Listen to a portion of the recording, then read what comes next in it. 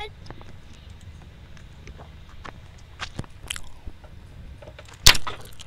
Is this working?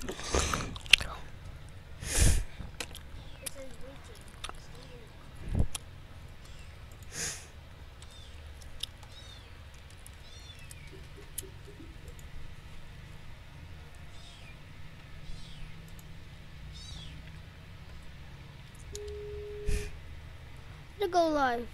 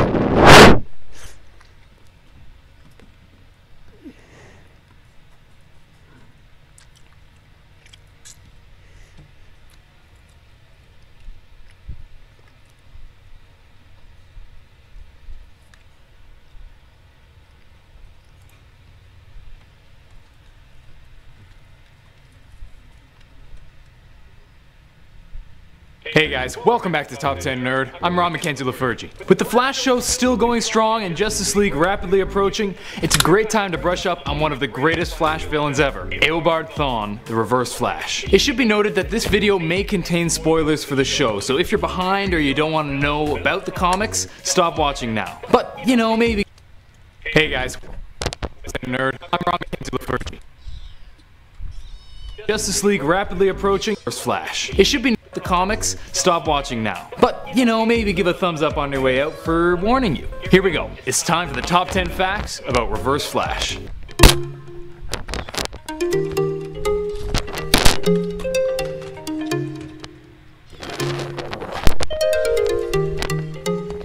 Number 10. Before we get started, I'm going to take this opportunity to clear a few things up. The new show has changed some things about the original comics, and talking about Reverse Flash without sorting this out could get a bit hinky. Eobard Thawne, the Reverse Flash, is a genius scientist from the 25th century who is obsessed with Flash, eventually going back in time only to learn that he becomes the Flash's enemy. This much does stay true in most versions. In the comics, Eobard Thawne turns into Reverse Flash, often called Professor Zoom. But a big thing to remember is that in the comics, they didn't have the whole trapped back in time so he took the identity of Harrison Wells thing. The show adds some twists that change the story quite significantly, but for this video I'll be talking about the version from the comics. Hopefully this makes it slightly more clear for some of you, or else I just made it even more complicated, in which case I apologize. Number 9. Reverse Flash was based off of an earlier villain called Rival Flash. First appearing in Flash Comics number 104 in 1949, Dr. Edward Claris comes up with a formula to recreate Jay Garrick's Velocity 9. After being rejected by the scientific community,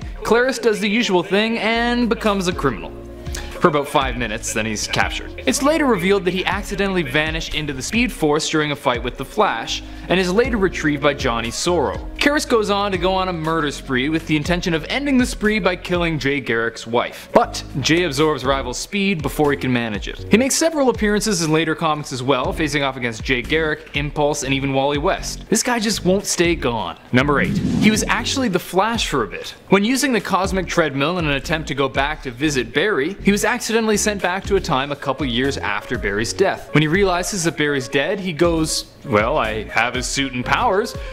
Guess I'm the Flash now. He fought alongside Wally West for a time, but then it became kinda obvious that he was a freaking lunatic, and he became the Reverse Flash once again. Number 7. He couldn't kill the Flash. As you may guess, going back in time can cause some problems, particularly when you're going back to see the very person who made you want to travel back in time in the first place. This complicates the whole killing the Flash thing because, well, paradoxes. He does try to change the events so that Barry doesn't get his powers, but he finds that he starts to phase out of reality when Barry does lose his powers. So he comes to the conclusion that he can't do that. He eventually gets his wish in the Flashpoint event where Barry is stripped of his powers after saving the life of his mother. After Thawne gives Barry his memories back, he becomes a paradox, giving Thawne the ability to kill Barry without disappearing. Thankfully, before he does so, but it's a pretty darn inventive way to get around the time travel rules. Number 6. He spent years just bugging a young Barry Allen. When Eobard realized that he couldn't simply stop Barry from becoming the Flash since it would phase him out of existence, he decided to do the mature thing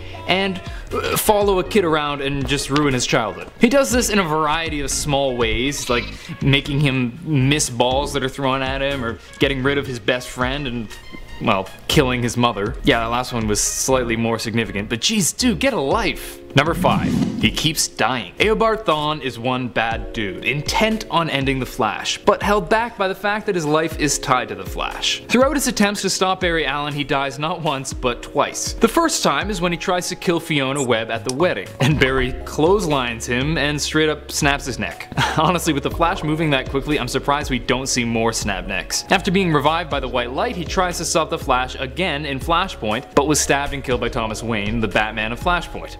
The guy can't catch a break, but then again he kinda deserves it. Number 4. He'll go to great lengths to gain powerful allies. In Flash Annual number 4, Acolytes of Doom, Thawne traveled through history to recruit strong metahumans, including an Aztec woman who can change the age of living things, a man who can change into a teleporting shadow creature, a woman with incredible strength and durability, and a boy who can create tornadoes. The team trains to defeat the Flash, but when they learn that the situations from which Thawne saved them were actually caused by Thawne, they turn against him, which is kind of a bummer for him. 500 years of preparation and they turn against you at the last minute? Minions these days. All told, this was a really cool comic, and also revealed one important aspect of the New 52 version of Thawne's Reverse Flash.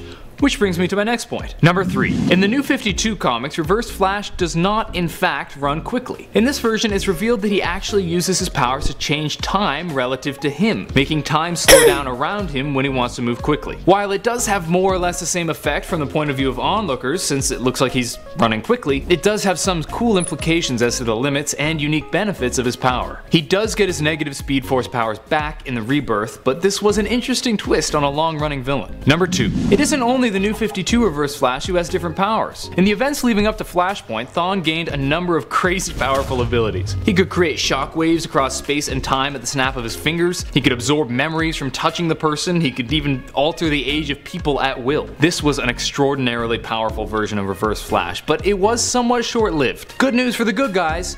Bad news for people who love powerful villains. Number 1. Eobard Thawne is actually related to the Allens, and the story behind it is totally ridiculous. Nora Allen, Barry's mother, was in the hospital ready to give birth at the same time as a woman named Charlene Thawne. Unfortunately, the doctor was drunk, and this led Thawne's baby to be strangled by the umbilical cord. But as luck would have it, the Allens had twins, so the doctor wisely decided to just give Charlene Thawne one of the Allen babies and tell the Allens that one was a stillbirth. Yeah, the twin given to Thawne is the ancestor of Eobard Thawne. Yeah, it's really messed up, and made worse by the fact that Thawnes were a family of con artists, and their not really son Malcolm eventually becomes the first Cobalt Blue. That's it for today, hope you guys enjoyed. If you did, let us know by liking this video.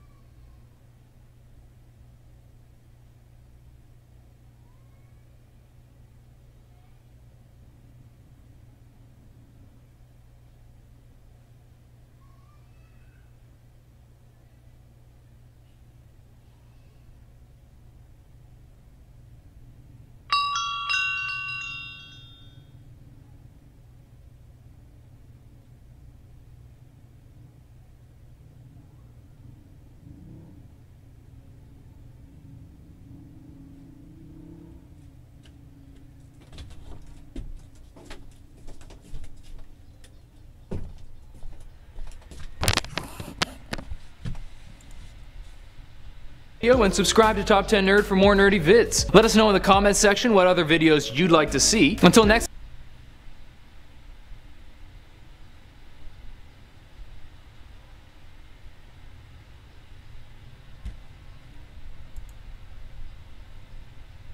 What's up, guys?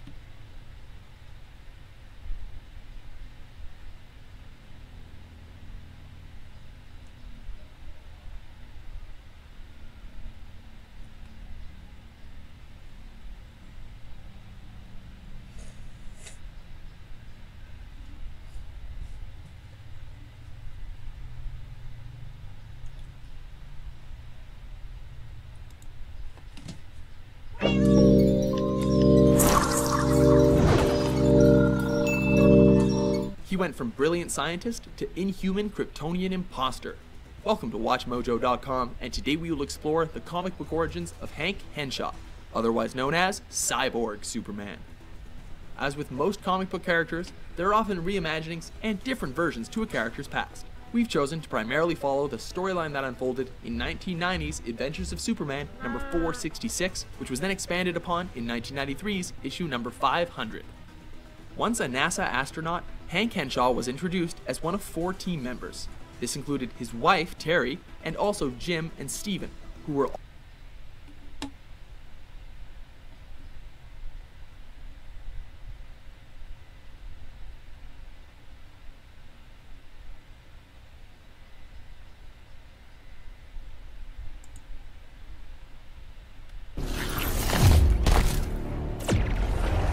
Facing me is a fatal error. I will stop at nothing to save my wife. Your compassion will be your downfall. Murdering people won't bring Lisa back. I know, Larry. I can't let you give up on yourself. This is our last dance, Harley. You're breaking my heart, Red. I'll break more than that. Without my help, my wife will die. Cry me a river. I'd expected your heart to be less frozen. There any line you won't cross? I don't hurt children. Didn't stop you with Shazam.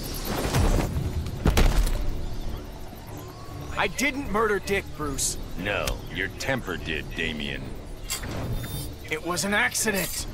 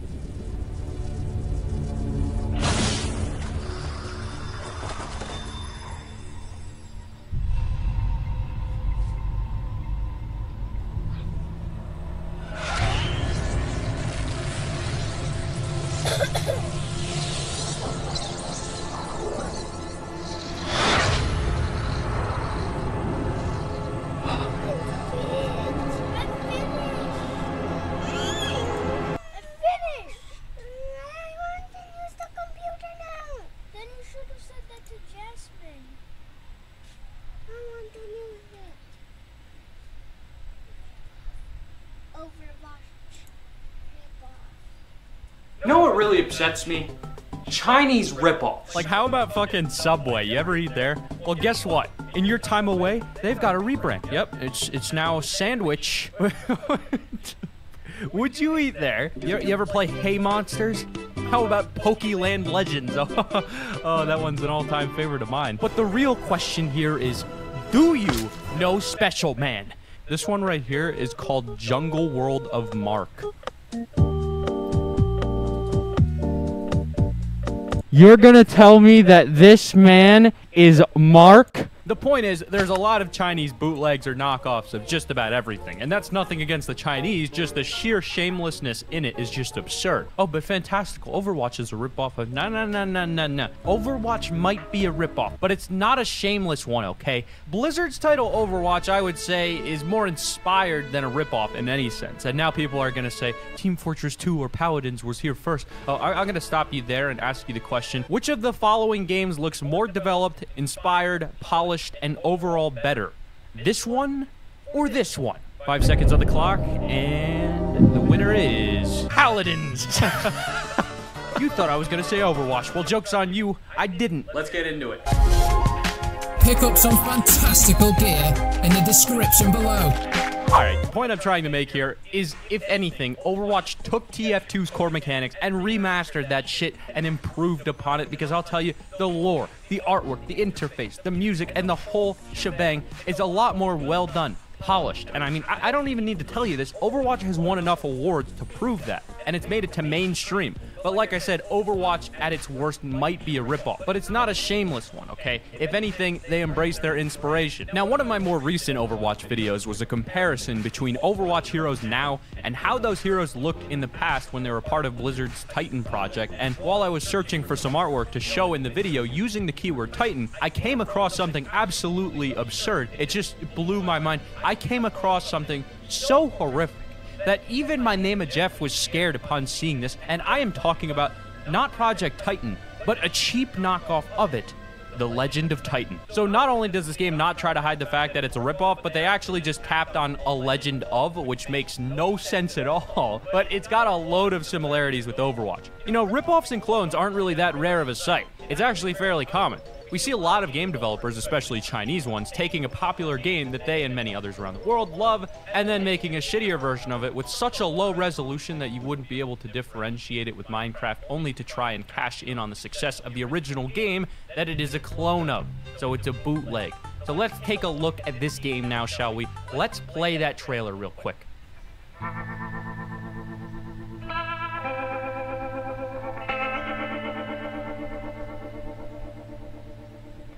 The trailer starts off with an intro that's not bad at all. A cool burning Legend of Titan logo preceded by some Chinese text that I probably couldn't read if I tried. But just right when you get to the gameplay, you see so much lag, the trailer must have been rendered with half as many frames. Straight off the bat, we get to see some oddly familiar faces as well. The first guy we see is an obvious Reaper lookalike. He's got the 2 shotguns and the mean face inside of the hood. What really caught my eye is that he's wearing a fucking tie. Why is my man dressing so formal? Is he about to go on a job interview? Hey, I'm a former Overwatch agent. I can make your fidget spinner sales go through the roof. Right after Reaper, we get to see some more guys that look exactly like Overwatch heroes. We've got a Reinhardt with an axe, Tracer, and Pharah, as well as Bastion, etc. Now, the funny thing is that while most of their versions of heroes look pretty much the same, their Tracer just looks awful. I mean, what the fuck happened to her hair? She's in a very ugly red shade and has blue and purple hair. Someone needs to roast her real quick.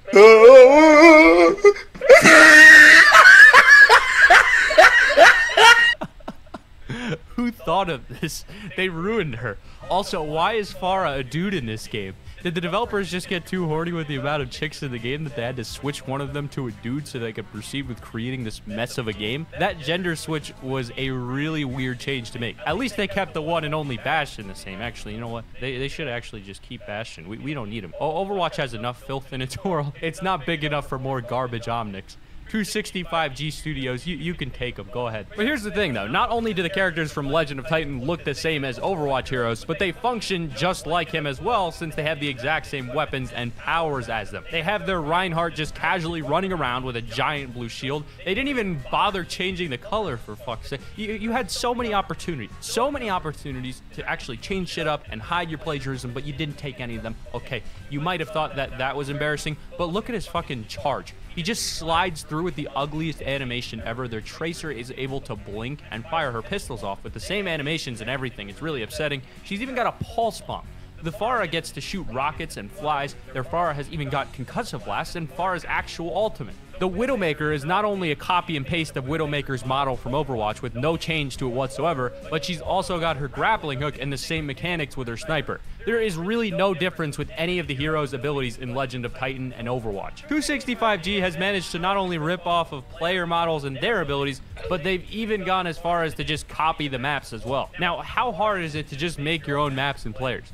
All they did was just basically reskin the maps. You could have at least changed the rest of the roster, kind of like how you changed your form of Overwatch's Tracer, but even that, it's still too similar to the real thing to stop. I give these guys a 6.9 out of 9.8 for being good copycats, but a 0 out of 0 for effort. What would really be funny is if Blizzard went ahead and shut this whole project down, but then decided to release some new skins where they just rip off the ones that these guys made in their versions of these heroes. How funny would that be? They should just get the Legend of Titan version of Overwatch's maps and just replace their actual maps with those as well, huh? But now that is what I call cloneception. That would be the ultimate payback. It would also play off as an excellent April Fool's joke, wouldn't you agree? Alright, but all jokes aside, let me explain a little bit more behind this game's development. A lot of people are seeing the game's footage and just hating on it due to it being an Overwatch clone, but what a lot of them don't understand is that the developers of Legend of Titan were not planning on trying to get this game public so that they could make some money off of it. Not even the gameplay footage or trailer was supposed to be public. It was leaked by someone who was able to see it first in action. So the story behind the game is that the developer only made it so he could show some specific tech designed to make web and mobile games that are pretty complex. The game was only created as a tech demo.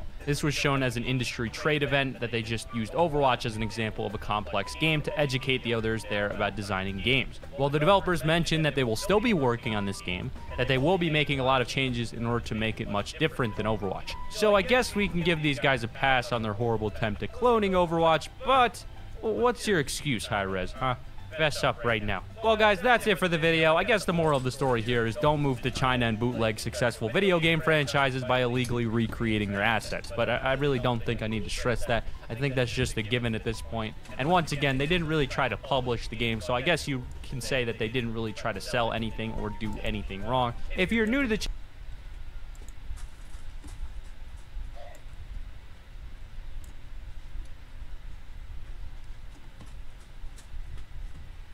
I did not make my video yet. Let me make it.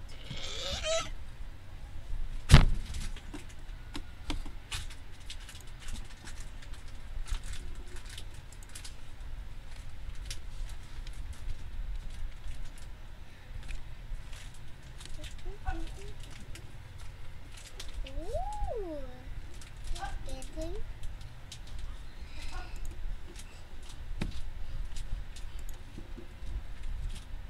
Getting wood. How to get it's easy.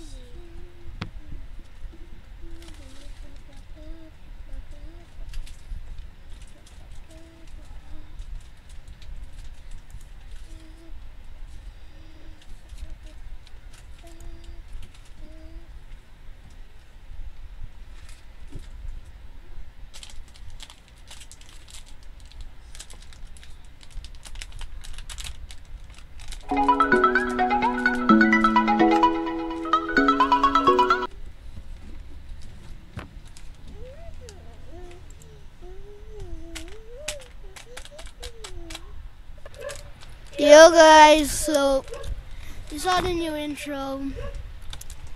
Live. What do you mean live? Yo guys, so you saw the new intro. And I'm gonna do Bed Wars. And don't tell me that like I do too much Bed Wars. Just watch.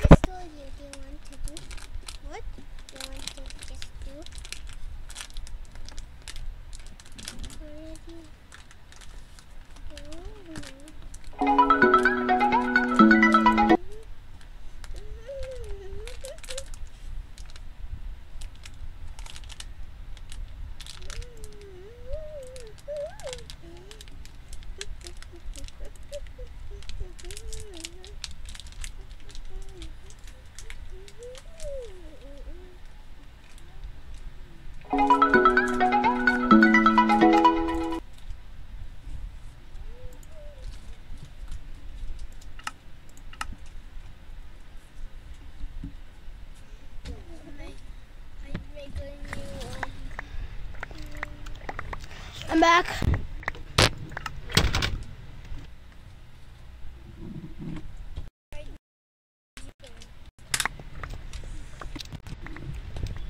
Oh no.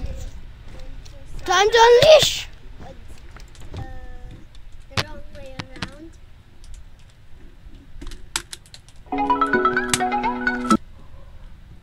You're so...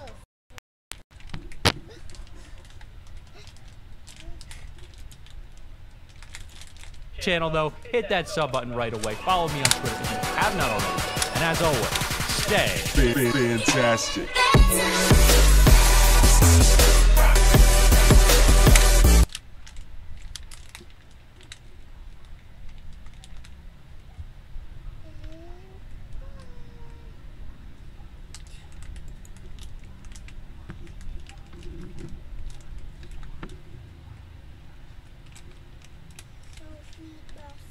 Hey, what's up guys? Hope you're having a great day. So today's gonna be a crazy day. I'm going up for rehearsal at the Avalon in Hollywood, and because I have a 4-hour break, I'm gonna go hang out with Logan and then do my performance at the Avalon afterwards.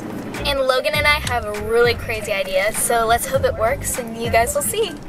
Guys, this is just a tragedy. I mean, I just did my nails yesterday, and they're already chipped. Look at that. It's just a tragedy. We finally got here, and we're here on stage at the Avalon.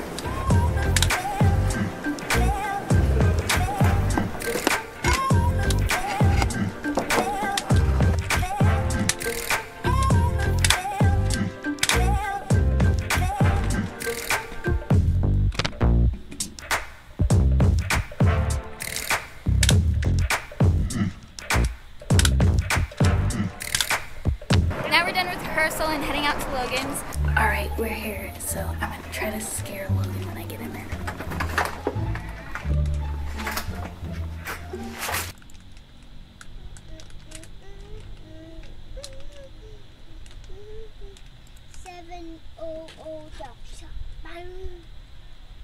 People who had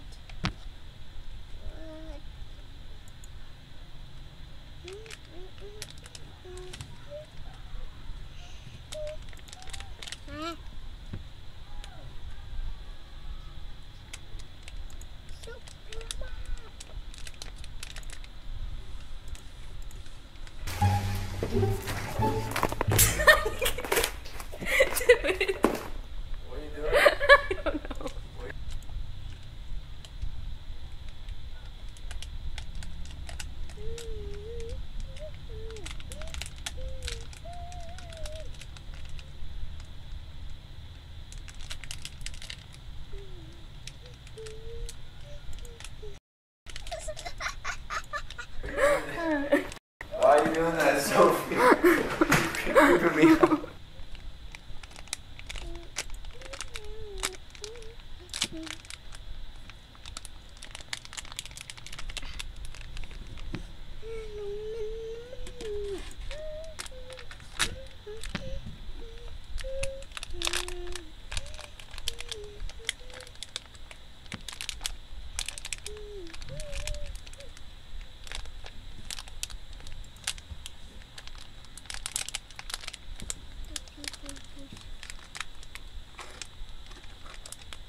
Parents.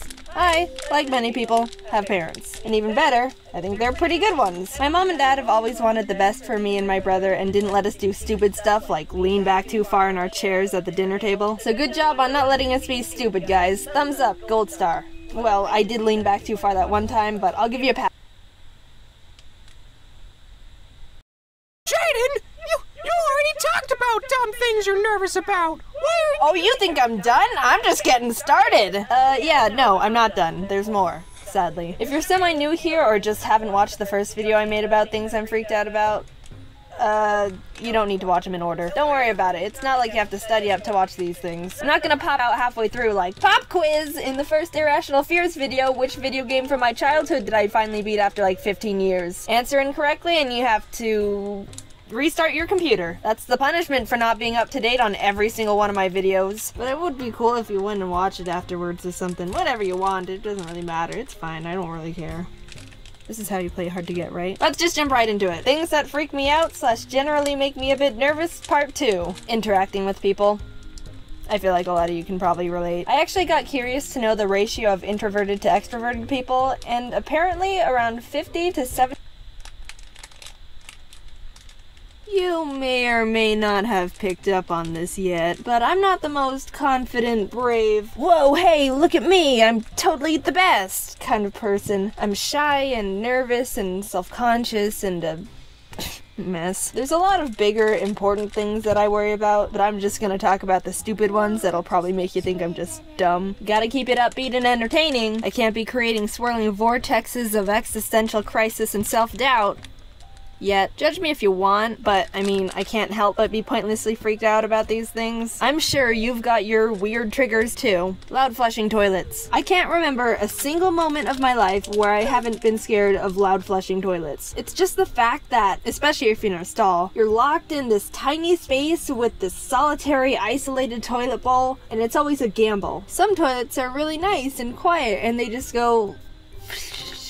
It's the frickin' biggest relief of my day when I think a toilet's gonna pull some ungodly sound out of nowhere, but it turns out to be practically silent. I get overwhelmingly happy. Probably too much to be considered normal anymore. But then there's the ones you flush, and all of a sudden you've just released Satan himself and 1,000 tortured souls from the fiery pits of hell. Just...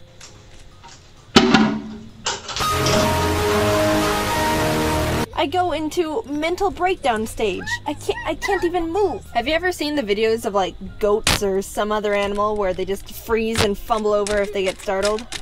That's me. But I don't fall down. If I'm in a house where there's a bunch of extra room in the bathroom, I get as far away from it as possible, immediately. But again, if I'm in a stall, I have to end up just pressing myself against the door as much as I can and wait for it to end. Jaden, you bimbo, if you're so terrified, why don't you just leave the stall? Well, good sir, have you ever noticed that bathroom stalls tend to mainly open inwards? That means in order to leave, you gotta step closer to the toilet. No thank you. That's the opposite of what I want. I'd rather just be a frozen victim for 10 seconds. Why do factories even make loud flushing toilets anymore? Just make them all quiet. Please? I'm getting tired of pressing that dumb button, and all of a sudden all the Jurassic Park movies start screeching at me at the same time.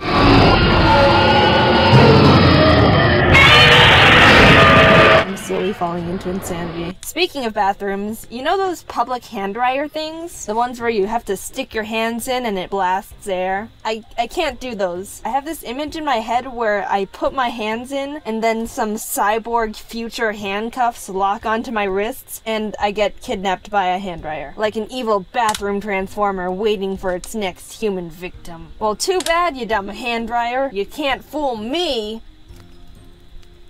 And speaking of hands, I'm just on a roll with these transitions today. I'm self-conscious of them. No, I'm not just afraid of hands in general. That's chirophobia. I had to look that up. I have this dumb thing where my hands are always cold. Not just like, oh, your hands are a bit cold. They're frigid. It's so bye to someone and it's like, well, shoot, am I supposed to shake their hand or hug them or whatever other confusing goes, high five! And I just smack their hand as fast as possible. It's weird and noticeable sometimes, but trust me, I'm doing you a favor. What else can I be stressed about? Time limits in video games. The less amount of time, the worse it is. I just can't stand the feeling of a constant, you better hurry up and complete your mission, you only have a limited amount of thinking time, every action you do that has no impact on furthering your path is a mistake, you're doing everything wrong and your inevitable punishment is steadily approaching. Even in Mario. I mean, it doesn't affect me too much because the timer is up in the corner and not in your face like some games, and there's typically a lot of time, but as soon as that music gets faster, oh boy, everything just got intense. Oh, I'm in trouble now. Time to sprint. No time to look for secrets or nothing. I'm about to have an aneurysm here. Our lives are a time limit when you think about it. Back when I was a kid, I had this Game Boy Advance SpongeBob game, and for the second level, you had to get SpongeBob to the top of Sandy's treehouse by hopping up branch platforms. But the thing was, there were bird baths scattered around, and you only had a limited amount of time to get to the next bath before SpongeBob dried out. I was so scared of running out of time, I never got past the level. I stood at the bottom, just sitting in the bath, occasionally stepping out only to get extremely panicked to see the time start ticking down and hop back in. I really want to play that game again. I've gotten better at video games since then, and I kinda want to experience the other 95% of that game. Okay, so since I have zero self-control when it comes to video games and nostalgia, I went out and I bought the game. I bought the game again because I wanted to play the level and prove to you that I can beat it. So yeah, I'm just gonna... I have my Game Boy and I'm gonna play the level. Look at this nostalgia though. I haven't played this in how many years? At least 10. Oh my god. What am I doing? This is one of those games where it didn't even save your progress. You had to enter a password. Oh my god, the pressure's on actually. Look at this. It only gives you 20 seconds. What the heck? That's pressure at the max. Alright. Oh, look at SpongeBob. And then you get like the spatulas. People are gonna say, get the— hey, it's Ari! Thanks, Ari. Should I become a gaming channel? This is totally gaming channel status. Oh no! Just kidding. And, alright, see? Dang. Hot and cold. I don't know what my problem is here. I've just never liked it. If you don't know what I'm talking about, Hot and Cold is a game where you try to find something based on audio hints other players give you. Cold means you're farther away, hot means you're getting closer. So basically, you're walking around aimlessly while other people are screaming at you. That's how my mind interprets it anyway. I can't cope with the constant input from people based on my every action, and it gets worse when I'm getting closer. With every step, people are getting more and more intense at me, and I feel like something's just gonna pop up out of nowhere and stab me. You're getting warmer. You're hot. You're steaming. You're on fire. You're in a volcano! Stop! You're freaking me out! I can't handle all this intensity! I just want to run away back to the cold area. It's calm over there. It's chill. Last one I'll talk about here. Before YouTube, and even since I was a kid, I've always been self-conscious about my voice. But for different reasons. When I was young, somehow I started believing, wow, my voice is really low compared to other girls. People are gonna think I'm a boy. That one didn't make too much sense. I don't know how I came to that conclusion. I don't believe that one anymore. But recently it's been more of, my voice is weird and awkward and mumbly, and I don't like it. I'm really reserved, so I think since I never did much talking, my voice wasn't able to develop as much and get as strong as it could be. It's funny, when I first started making videos, when I had to sit down and record, which back then only took like 15 minutes, which like, I wish it only took 15 minutes to record audio now. But even after those recording sessions, my throat would hurt and end up being really sore because I wasn't used to talking that much for that long. It was kind of pathetic. But now it takes literally 6 hours to get my audio done, so I've come a long way. I've been swaying back and forth between being self-conscious and just being okay with my voice because I still think it's a bit too mumbly and weird. But I've been reading some comments like, oh Jaden, I really like your voice. Which, I mean, thank you. But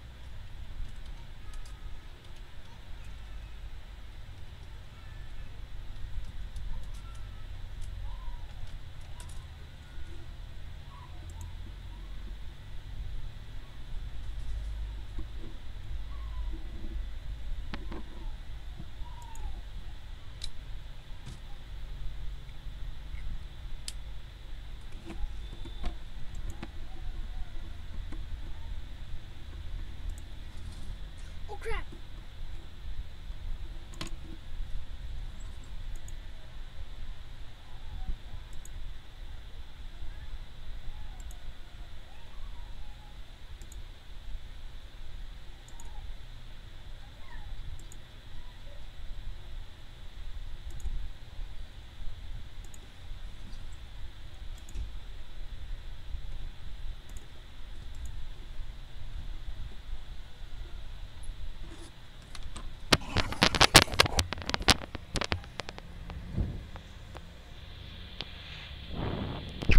I'm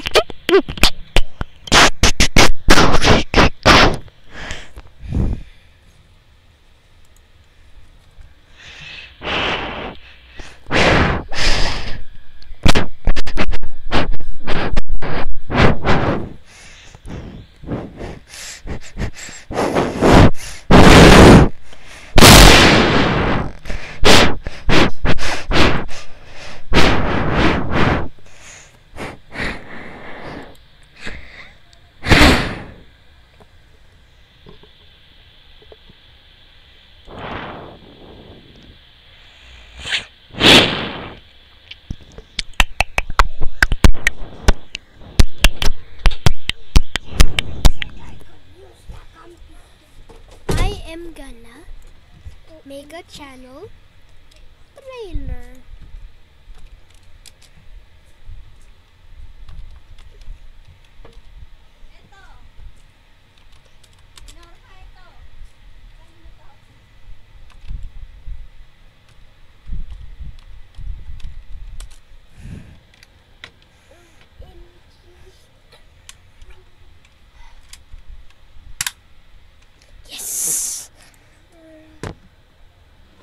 Minecraft with cutscenes? What? Make amazing Minecraft cutscenes in just a few clicks!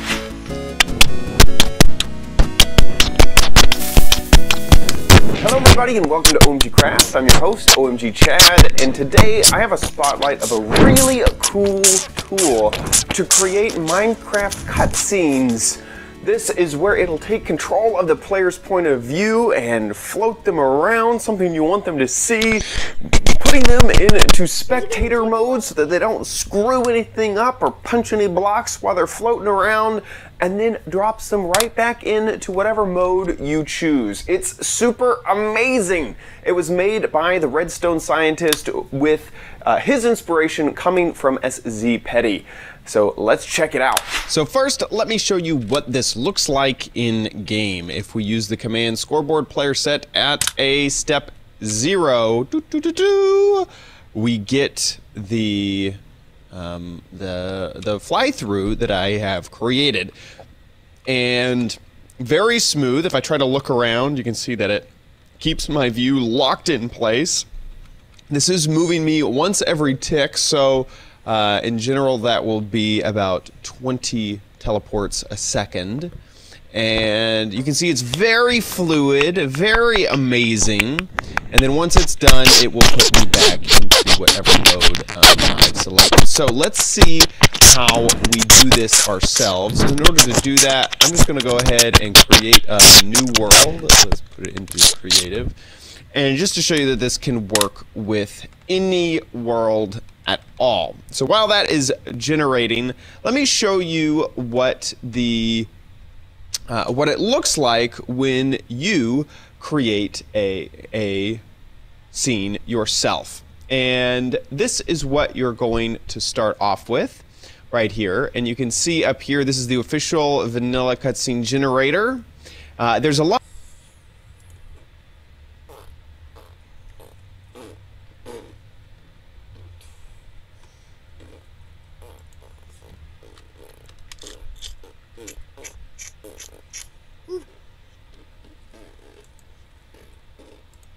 Here, but we're going to work through it one by one so that you can feel comfortable to create your own. The first thing that you have to do is create a version of this yourself. I can't actually go in here and type into any of these cells. That's because this is the master copy. You have to make a copy for yourself, so hit make a copy, and we're going to call this one OMG Craft.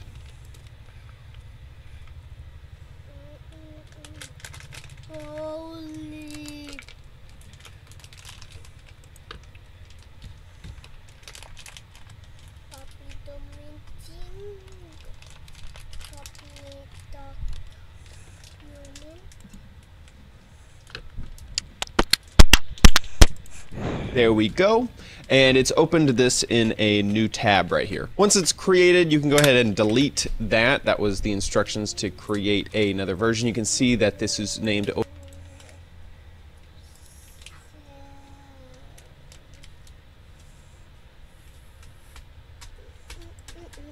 OMG Craft. This is my version. Hey, I said delete.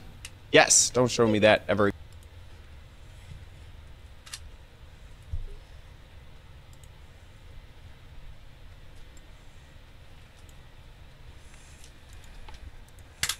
Again. For 5 minutes. And this is what you're going to work with. I'll show you everything up here in just a second, but this area is what we want to focus on first. It does mention over here that you can create up to, actually right there, there's the pop-up, that you can create up to 500 of these points. So if you wanted to, you could go ahead and add 490 more.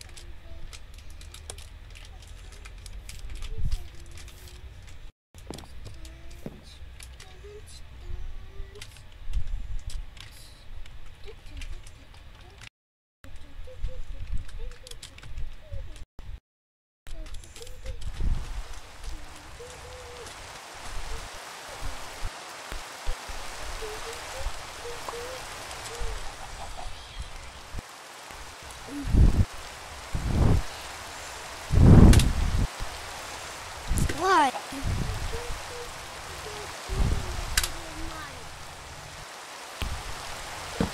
But first I need to make a setup.